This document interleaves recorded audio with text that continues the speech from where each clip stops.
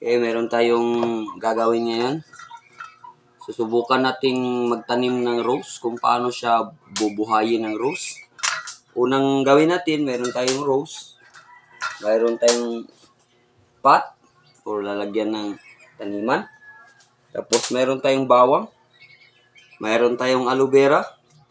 Meron tayong tubig. So, unang gawin natin,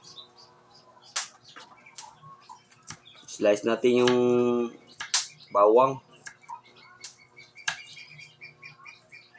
So, gagawa tayo ng bawang with water.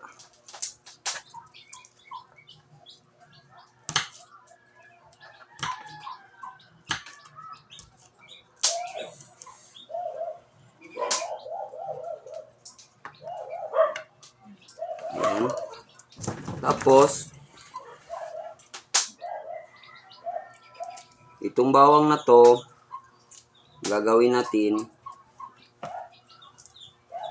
i-kiss-kiss natin ito. Ito. Tutok mo. Lahat ng to, yung mga may mga pinutulan o yung naputol, lagyan natin ng bawang. Ito. Ito. Pagkatapos, itong mga natira, ilagay natin doon sa yung with water para hindi masayang yung iba. Pagkatapos, lagyan natin ng tubig. Lagyan natin ng tubig. Itong aloe vera, gawin natin,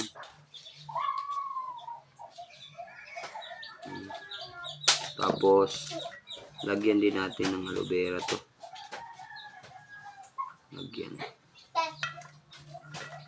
Ito, lagyan ng aloe vera. Ang purpose ito para hindi siya ma-dry.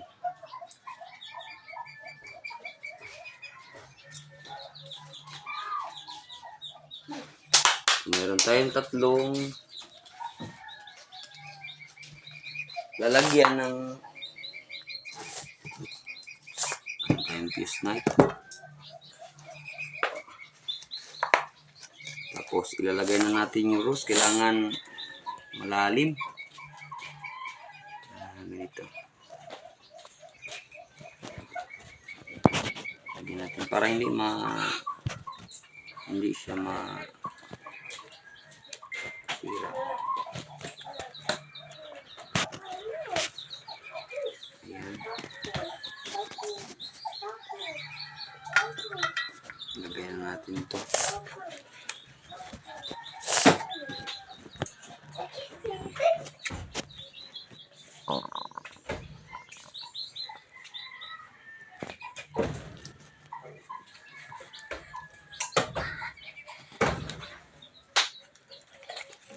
Pagkatapos, yung bawang with water,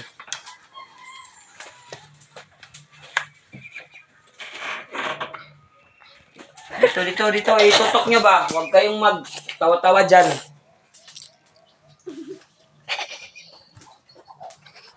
Ito, yung bawang with water, ilalagay natin dito.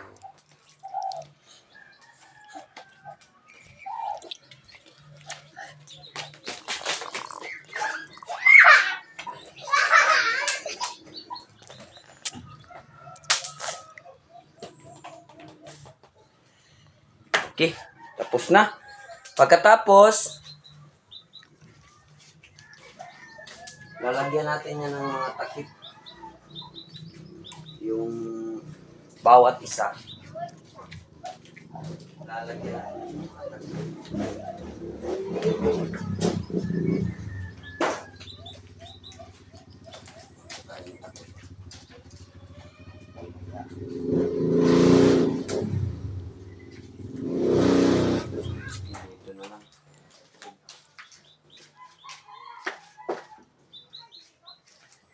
Okay na.